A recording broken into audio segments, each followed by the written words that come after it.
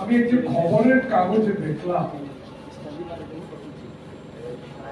ভারতের কংগ্রেস বিজেপি সহ এরা খুব নাখোশ বাংলাদেশের। ইদানিংকালে আওয়ামী লীগকে ছাত্র জনতা সকল রাজনৈতিক দলের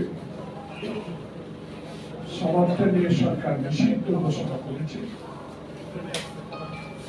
এতে একটা প্রতিক্রিয়া দিয়েছে হিন্দুস্তানের রাজনৈতিক নেতৃত্ব, তারা নাখোশ। তারা তো নাখোশ হওয়ার তো কথা, কারণ তারা তো এই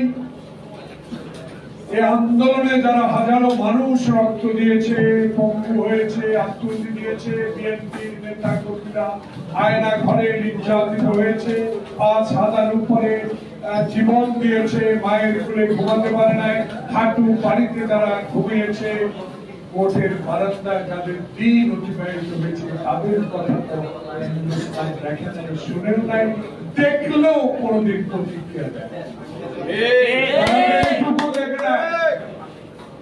দেশনেত্রী বেগম খালেদা জিয়া যে বাংলাদেশের ভারত এই অঞ্চল, এই উপমহাদেশে সবচেয়ে প্রিয় নেত্রী, জনপ্রিয় নেত্রী, বিনা কারণে 5টি বছর কারাগারে রেখেছে। এও কি কংগ্রেস, বিজেপি, মোদী, রাহুল গান্ধী, মমতা ব্যানার্জি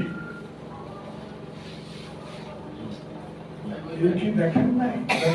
যখন দাবি দলে নির্বাচনী প্রচার করতে গিয়েছিলেন তখন আওয়ামী যুবলীগ ছাত্রলীগের যে লাঠি পিটা, তাকে হত্যা করার যে পরিকল্পনা, তখন তো একটি শব্দ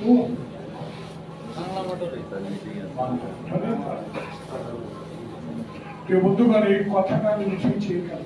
তাহলে আমরাও মনে করিয়ে দেব 1971 সালে খালি পায়ে আমরা যারা যুদ্ধ করে দেশ স্বাধীন করেছি, সেই যুদ্ধের পরে কত হাজার কোটি টাকার সম্পদ বাংলাদেশ থেকে লুট করে নিয়েছেন, সেই লুটের হিসাবও এখন জনগণ দিতে চায়।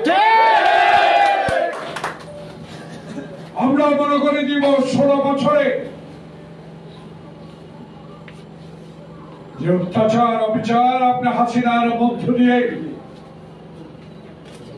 হাসিনার অধীনে যে সরকার চলেছে তাদেরকে দিয়ে বাংলাদেশের মানুষকে কত কষ্ট আপনি দিয়েছেন। আপনি তিস্তার পানি দেন না, আপনি গঙ্গার পানি দেন না, আপনি পদ্মার পানি দেন না, আপনি যমুনার পানি আমাদেরকে দেন না। এখন আপনি করিডোর বন্ধ করে দিচ্ছেন। আপনি আমাদের প্রতি নাখোশ, আমাদের জনগণের প্রতি কেন এত নাখোশ? তাই জনগণ আবার বলা শুরু করেছে। জনগণের কথাটাই আমি আজকে এই তরুণ দলের প্রিয় সাংবাদিক বন্ধুদের মাধ্যমে জানাতে চাই। আমরাও বাংলাদেশের 18 কোটি মানুষ আপনার উপরে নাখোশ। গণতন্ত্র থাকবে বাংলাদেশে, হাসিনাকে দিয়ে গণতন্ত্রের গলার টিপে আপনি হত্যা করবেন, এবং নাখোশ হওয়াকে বাংলাদেশের মানুষ পছন্দ করে।